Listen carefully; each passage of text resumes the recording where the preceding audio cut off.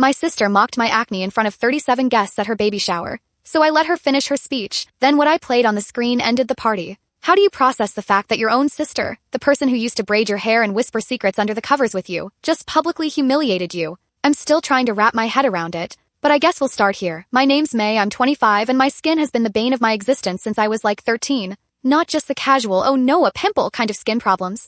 I'm talking cystic, hormonal, full-face eruptions that no skincare routine on earth could fix. We've tried it all: Curology, Accutane, LED lights, green tea masks, even that viral snail goo from TikTok. Nothing made it go away completely. Got better with time, but it's still there. Still something I think about every single day. And for the most part, I've learned how to live with it. But what I haven't learned, apparently, is how to deal with my sister Lila's weird obsession with pointing it out. She's 29, married, pregnant, gorgeous. Like, influencer gorgeous. Glowy skin, model legs, tiny bump that looks like she swallowed a beach ball in the cutest way possible. And she knows it. She's always been the sparkly one, the one people noticed first. Me? I was the weird little sister trailing behind her like an awkward side character in a teen drama. And I was okay with that, or I thought I was. Till this baby shower. Now, here's the thing, I wasn't even sure I wanted to go. I'd already taken time off work 2 weeks before to help her decorate the nursery. I'd gone in on the group gift with her besties, a $500 custom stroller she specifically picked out, and I'd been low-key dreading the idea of showing up, being photographed next to her glowing Barbie doll self while I looked like,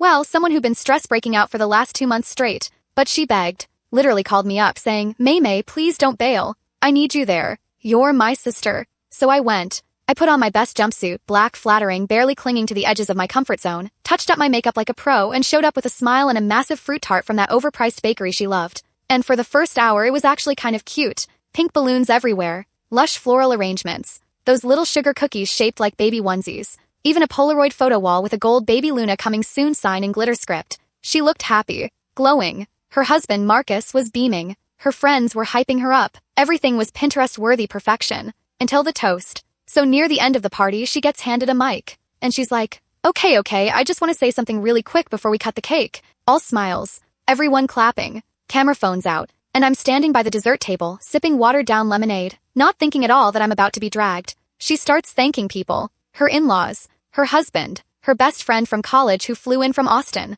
Then she turns and goes, and to my baby sister May, who's been here through everything, who's going to be the best aunt ever, and who always reminds me that beauty is so much more than skin deep. I blinked. A few people chuckled. And then she added, I mean, if anyone knows about having character through a rough skin journey, it's May. And y'all? The room laughed. Not a full-blown roast. Not mean girl chaos. But like polite pity laughter. Like they thought it was okay. Like it was just a silly little sister joke. But it wasn't. 'Cause I stood there frozen, smiles stuck on my face like plastic. Like my brain short-circuited trying to figure out what just happened. I could see her bestie Whitney try to stifle a laugh. One of Marcus's cousins nudged the girl next to her and whispered something while staring at me. Even Lila Zamil covered her mouth like, did she just say that? And Lila kept talking, kept smiling, moved right along to thanking the caterers like she hadn't just cracked my soul open in front of nearly 40 people. That moment, that 10-second blip, rewrote everything I thought I knew about my relationship with her. I excused myself, walked out the back patio doors like I was looking for air. But the truth? I needed a minute so I wouldn't cry in front of her guests.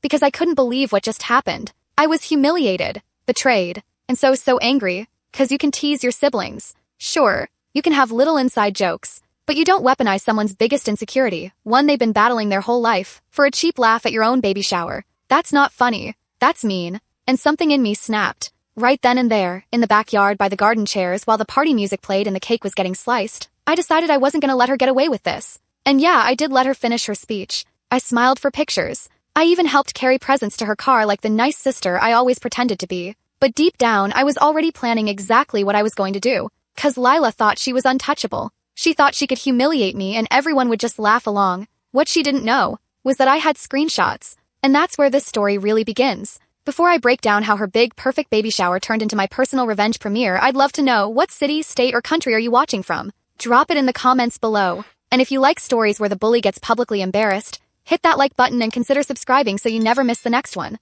Alright, let's get back to it. So here's what a lot of people don't know about Lila. She's got this habit. This thing where she'll say the most unhinged stuff in private, but the moment there's a camera or audience involved, she becomes this sparkly, curated version of herself. Kind of girl who posts kindness matters on her Instagram story but calls retail workers slow under her breath. Kind who'll donate to a GoFundMe for a homeless shelter and then spend dinner mocking someone's outfit at Olive Garden. She's got two personalities, Lila the angelic momfluencer and Lila the mean girl you'd never want to share a room with. And after that speech, I started thinking about all the times I'd given her grace. Like how last year she jokingly told my then-boyfriend that I must really like him if I'm letting him see her with her acne mask on. Or the time she offered to help me make a Hinge profile but kept saying things like, "Let's pick your photos carefully, maybe nothing too close up." Or the endless group chat screenshots she'd send me of her talking trash about people we knew like it was some kind of bonding activity. I realized I had receipts. And not just verbal memories, I mean literal receipts. Because here's the fun part, Lila loved texting. She overshared constantly. Voice notes, rants, unfiltered stuff she thought would never come back to haunt her because, well, I was her little sister,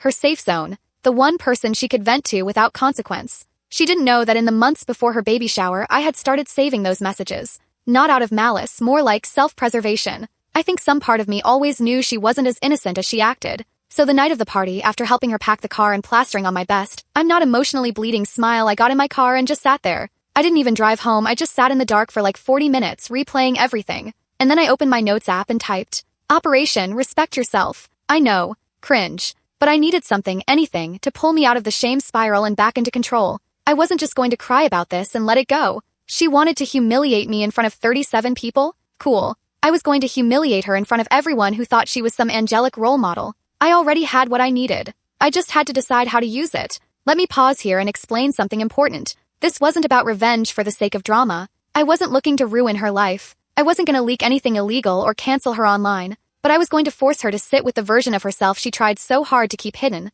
And I figured, what better place than her upcoming co-ed baby shower encore that her husband's family was throwing? The one with the projector screen. The one with the memory slideshow. Oh yeah, we're going there. So back up a second. A few weeks before the main baby shower, Marcus's mom, who's honestly super sweet, told me they'd be doing a second, smaller celebration at their house, more like a barbecue-style baby bash for the family members who couldn't make the first one. Think less Pinterest, more burgers and backyard. And Lila? She was in love with the idea, especially the slideshow. She was like, "We're gonna do pics of me and Marcus growing up, our wedding, the pregnancy journey, it's gonna be so cute." I remembered that detail as I sat in my car that night, still seething. And slowly, an idea started to form. Cause I knew how Lila organized her digital life, which Google account she used, what apps synced to what devices, and most importantly, how lazy she was about security. We once joked she used the same password for everything, even her Canva account. So yeah, the next morning I got to work. I logged into her shared Canva account, the one she used for all her little social posts, her bachelorette invites, the gender reveal card, the one she had told me the password to like 100 times before. And guess what was sitting in her recent projects?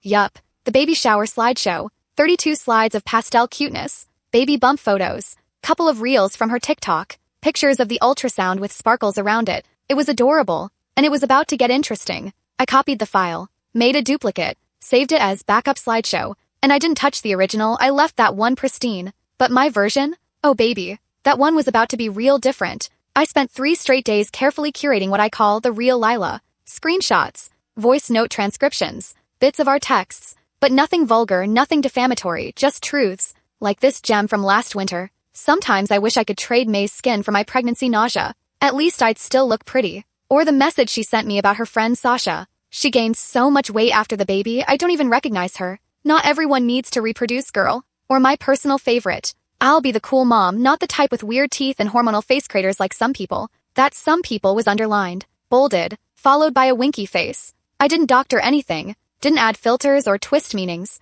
Just presented her words exactly how she said them, next to pretty music, with soft transitions. I wanted it to feel like a regular slideshow until it wasn't. Now I knew I was playing with fire. If this blew up, it could torch everything between us. Our family, her reputation, everything. But honestly, I wasn't scared. She crossed the line, and this time she was gonna trip over it on her way back. So I saved the file, put it on a flash drive, waited patiently for the weekend. And when that co-ed shower rolled around, I showed up early. Just me, the USB stick, and a smile that said, "Let's make some memories." The morning of the second shower was oddly peaceful. I woke up early, showered, did my skincare routine slowly, not because I thought it'd fix anything overnight. My skin was still doing its usual "we're flaring today, babe" routine, but because I needed that time. I even played music while doing my makeup. Something about Olivia Rodrigo's Get 'Em Back just hit different that day. I put on this muted lavender dress I hadn't worn in years. Long sleeves, modest neckline, one of those dresses that says, "I'm chill, I'm sweet, but also don't cross me today."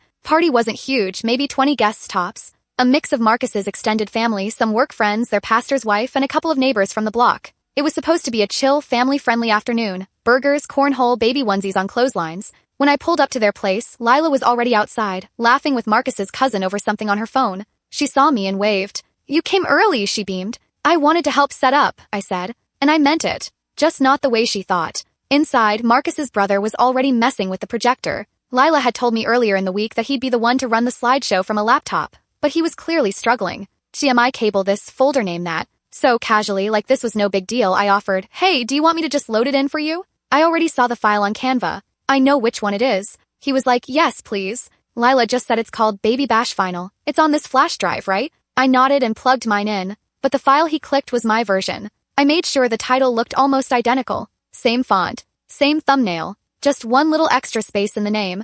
No one would know until it played. And then I walked away. Party kicked off pretty normally. Marcus was on grill duty. Kids were chasing each other around with juice boxes. There were mini chalkboards labeling all the snacks. Lila made the rounds with her usual glow. She gave me a little side hug at one point and said, thanks for being here again. You looked a little off at my shower last week. I smiled. I'm good now. Then, halfway through the food right before cake, someone clapped their hands and said, let's do the slideshow. Everyone moved to the patio. Folding chairs, paper fans, little mason jar drinks. The projector screen lit up and someone hit play. Slide 1, baby announcement photo. Slide 2, Lila and Marcus on the beach holding up tiny crocs. Slide 3, a black and white ultrasound. Lila was glowing. She grabbed Marcus's hand like she was a Disney princess getting her happy ending. Slide 4, a selfie of Lila in a mirror captioned, 22 weeks and thriving. Slide 5, I just hope she doesn't get May's skin. Oof. Imagine. The room shifted. People stared. I held my drink with both hands, perfectly still.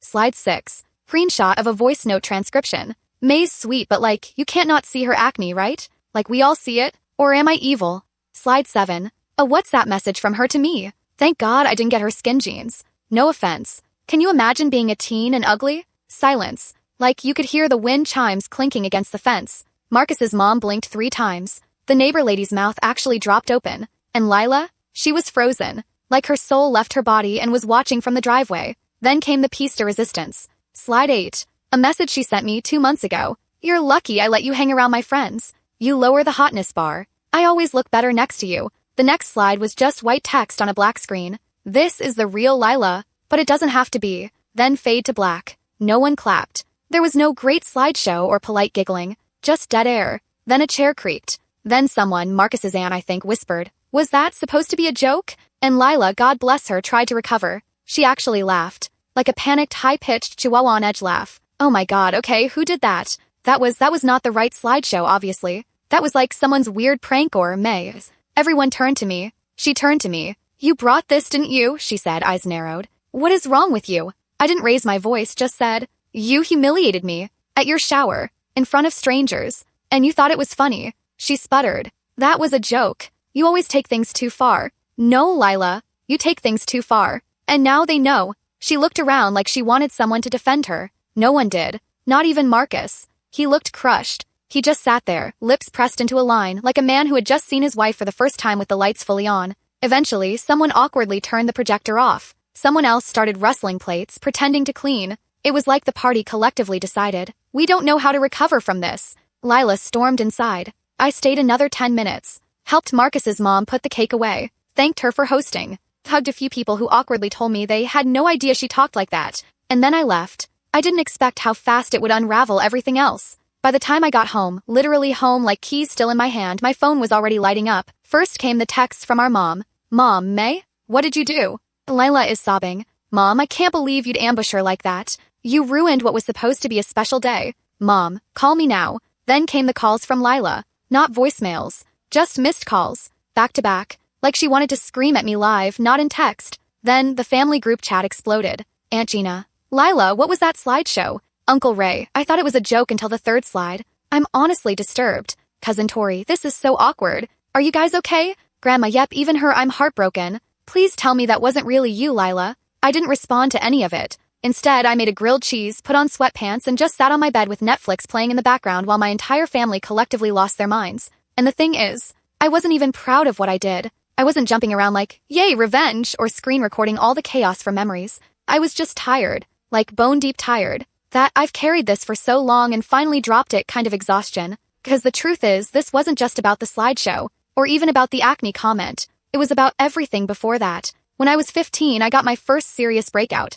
Not just a few zits, like full-on cystic acne that made half my face swell. It was bad. And brutal. And high school? not exactly known for kindness. I remember crying in the car after school because someone called me pizza face during gym. I begged my mom for Proactive, begged the doctor for Accutane. Nothing worked fast enough. And Lila? She used to tease me gently, like, babe, maybe try bangs? Or you should exfoliate more. But as we got older, the teasing got sharper. There was the time she joked to her college friends, May should go as a horror movie victim for Halloween, no makeup required, or the time she gave me a Sephora gift card with a note that said, for the emergency fund. And then came her Instagram era. The filters, the posed shots, the realness is beautiful, but let's still Facetune just a little energy. She called me authentic. Like that was a badge of honor for not looking polished. May's got character, she'd say. Not everyone needs to be an IG baddie. It was fake support, kind that cuts deeper than open cruelty. Because I never asked to be anyone's brave, unfiltered sister. I just wanted to exist, without being someone else's contrast.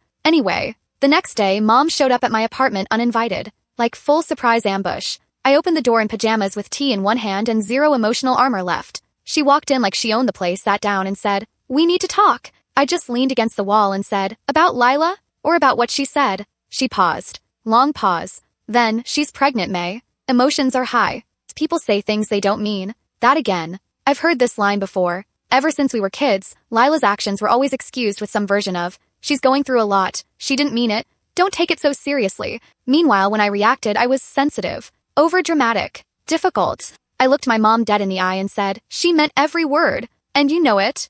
Mom blinked, like she didn't know what to say to a version of me that didn't fold. She's devastated, she tried again. She didn't think you'd actually play it. Then maybe, I said, she should think twice before sending messages like that. Silence. Eventually, she sighed and said, you two need to make this right, before the baby comes. I didn't say yes. I didn't say no. I just walked her to the door and closed it behind her. A few days passed. The group chat went quiet. Lila stopped calling. Even Marcus unfollowed me on Instagram. And then something weird happened. People started DMing me. Cousins. Family friends. Even two of Lila's old high school classmates who saw the screenshots floating around after the party because yes, someone filmed it. They weren't mad. They were saying things like, you were so brave. Thank you for standing up for yourself. Honestly, she needed to be checked. It's been a long time coming. She's always had that energy. You just exposed it. It was surreal. For once, I wasn't being called too much. I wasn't the villain for having emotions. I was validated. 1 week later, I got a text from Lila. Hope you're happy. Everyone thinks I'm a monster now. Don't worry, I won't bother you again. And weirdly, that was the first time I cried. Because I didn't want to destroy her. I just wanted her to see what it felt like. To be picked apart. To be reduced to a joke. To be humiliated while the world claps along. But now, I don't think she gets it. 'Cause even in that text, she made herself the victim. Not once did she say, I hurt you. Just, I'm embarrassed. What do you even do when someone sends you a text like that? Hope you're happy. Those words sat in my chest like a brick. Why does it always come back to me being the bad guy for reacting? She mocked me. Repeatedly. Publicly. And for what? To get a laugh? To flex? To show off in front of people who barely knew me? And yet, somehow I was the monster. That text was classic Lila. Make me the villain so she didn't have to look too hard in the mirror. After that, we didn't speak. But the truth is, cutting someone off, even someone who hurt you, doesn't come with instant closure. Grief doesn't care if they deserved it or not. You mourn the person you thought they were. I kept expecting her to message me again. To say, okay, I messed up. To apologize or even just ask me why I did it. But nothing. Radio silence. And then, one random Monday night, I saw it. Lila posted on her Instagram story for the first time since the second shower. Just a boomerang of her feet in fuzzy socks captioned, boundaries are sacred. Girl. She really hit me with the therapized influencer soft block. She didn't tag me, didn't say my name, but we all knew who she meant. I even had 3 people DM it to me with the eyeball emoji like, is this about you? Here's the thing, I was done performing pain. I'd already put it all out there. The slideshow was my scream into the void. And now I wanted quiet. About a month later, the baby was born. She didn't tell me. I found out from Facebook. A photo Marcus posted of the baby wrapped in a pink blanket with the caption, welcome to the world, Luna Grace. You are so loved. I stared at that name for a long time. Luna, the name we picked out when we were kids, lying on our bedroom floor, pretending to name our future daughters like they were American Girl dolls. She always said, if I ever have a girl, I'm naming her Luna. It's so magical. And I always said, I'll be the cool aunt who teaches her how to do her eyeliner. I thought about commenting. Just a simple congrats. But something in me held back. 'Cause what would that really do? Smooth things over? Signal forgiveness? I wasn't ready. A few weeks after that, our mom reached out again. But this time, it was different. She called me, voice softer than usual, and said, can we meet for lunch? I said yes. Not because I wanted drama, but because I needed someone to say it. Out loud. We met at this little diner halfway between our houses. She ordered the same turkey sandwich she's been getting since I was 12. I got tea and fries, comfort food. And after some small talk, she finally said it. I watched the slideshow again. The full thing. I just nodded. Waited. She took a breath. She was wrong, May. I know she's hurting. I know she's dealing with a lot. But none of that excuses what she said. And I should have said that earlier. I didn't cry. I thought I would. I wanted to. But instead, I just felt this weird release. Like someone had finally cracked a window open in a house I didn't realize was suffocating me. I said thank you, and we sat in silence for a bit. Mom reached across the table and held my hand. And that was it. Didn't fix everything, but it was something.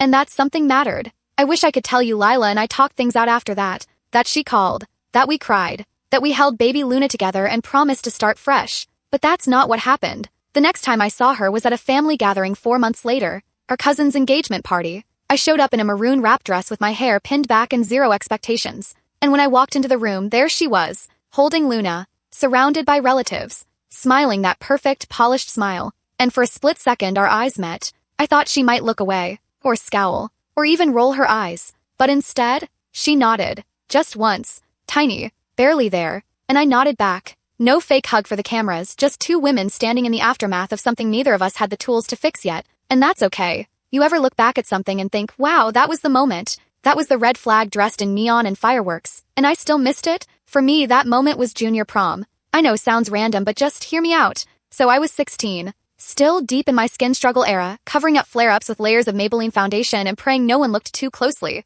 I'd been crushing hard on this guy named Dylan. The quiet type, theater kid, did tech crew, loved retro movies, basically the human embodiment of a lo-fi playlist. I finally got the courage to ask him to prom. He said yes. I was over the moon, glowing inside. It felt like a win, like I wasn't just the girl people pitted. I was someone worth saying yes to. Lila was 20 at the time, home from college for the weekend. And when she heard I had a date, she got weirdly excited. Dylan? Isn't he that artsy guy? Kinda cute in a sad boy way, she said, grinning. You two are gonna be adorable. She even offered to help with my hair. I thought we were having a moment. The night of prom, she curled my hair, let me borrow her lip gloss, and said, "You actually look really pretty, May." Like surprisingly so. I should have known right there. But I was 16, starstruck by the idea that Lila, my older sister, thought I looked pretty. So I went to prom with Dylan. We danced. Took cringy photo booth pics. He held my hand during chasing cars. It was honestly a dream. Until Monday, when I got to school and heard whispers. Someone told me they saw Lila's Instagram story from Saturday night. I didn't even know she posted one. She never tagged me. But apparently, she had taken a photo of me in my dress, bent slightly as I was putting on my heels. No warning. No context. The caption, "Baby sis off to prom," looking like a sweet potato in sparkles, but hey, proud of her. I didn't laugh. Neither did most people who saw it. But a few of them did. The kind of people who love low-hanging fruit, who passed it around like a meme. It spread fast. Dylan texted me that night. "Hey, I think your sister was kinda out of line. Just wanted to say you looked great. Hope you're not feeling weird." And I did feel weird. I felt small. Ashamed. Like I had tried to step into a spotlight and someone yanked me off stage by the hair. I never confronted her about it. I just let it go. 'Cause back then, Lila's words didn't sting like they do now. They shaped me. She was older, prettier, cooler. If she said I looked like a sweet potato, well, maybe I did. Maybe I should have laughed too. Looking back, that was the first time I learned to shrink myself when she spoke. To treat her jabs like quirks. To pretend her teasing didn't shape how I saw myself in the mirror. I internalized it. And it built this slow, rotting foundation where my self-worth got tangled up in how not like Lila I was. That slideshow? That was years in the making. It wasn't just a reaction to one baby shower toast. It was a release. A scream I had been swallowing for over a decade. But here's the real twist. The more time I've had to sit with everything, the texts, the silence, the baby, the nod at the party, the more I realize Lila's cruelty didn't come from confidence. It came from fear. Fear that if she wasn't the center of attention, she'd disappear. That if she wasn't the prettiest, funniest, most adored person in the room, then she didn't matter. And when I started standing up straighter, stopped apologizing for taking up space, stopped being her before photo, she panicked. 'Cause I was no longer the contrast. I was my own person. And for someone like Lila, that's terrifying. So no, I don't hate her. I don't wish bad things for her. But I've learned that forgiveness doesn't always mean re-entry. Sometimes it just means releasing the weight, dropping the rope, choosing peace over proving your point. And that's where I am now. It had been 7 months since the slideshow party. I was working a half-day one Friday, the kind of work-from-cafe kind of vibe, when I stopped by this little park near my place to eat lunch. It was quiet. Late afternoon. Kids playing in the distance. Spring air, kind of cool but not cold. And then, I saw her, Lila, sitting on a bench near the pond. rocking a stroller back and forth with one hand, phone in the other. She looked tired. Not glam. No filters. Just human. And in that stroller? Luna. Sleeping. Pink cheeks. One tiny fist curled next to her head. And I froze. Every instinct told me to turn around. Walk the other way. Don't make it weird. But then Luna shifted. Just slightly. Yawned in her sleep. And I don't know. Something in me cracked. So I walked over. Lila looked up, startled. For a split second, I thought she might grab the stroller and walk away. But she didn't. She blinked. Tensed. And then gave me this tiny, guarded nod. I nodded back. Hey, I said. Soft. Barely louder than the breeze. Hey, she replied. Her voice sounded like it hadn't been used much lately. Silence. Then I gestured to the stroller. She's beautiful, she said. Yeah, she really is. I sat down. Not right next to her, just the next space over. Still distance. Still boundaries. But closer than we'd been in months. We didn't talk much. She didn't apologize. I didn't ask her to, but after a few minutes she said, "She has your eyes." And that almost undid me. 'Cause Lila, the same girl who used to mock my face, was now looking at her daughter and seeing me. Like maybe something in her had shifted. Not all the way, but enough. We sat for maybe 10 minutes total. And when Luna started to stir, Lila stood up and said, "It's good to see you, May." I nodded again. "You too." She walked away. Didn't look back, and neither did I. That was the last time we saw each other one-on-one. We've been in the same room since, birthdays, holidays, stuff you can't avoid. We're polite, cordial, like coworkers who used to be close but now just coexist. And that's okay. 'Cause some people don't come back into your life the way they left it. They come back smaller. Thanks for listening, guys. If you liked the story, don't forget to like, comment, and consider subscribing. If you've ever been the quiet one, the overlooked one, the one someone else treated like background noise, I see you. This one's for you. I'm off to eat something carby and maybe rewatch Legally Blonde for the 8th time. Because healing is messy, and sometimes you just need a Reese Witherspoon monologue to remind you that you're not crazy, you're just done being walked on. We're stronger when we share. Till next time.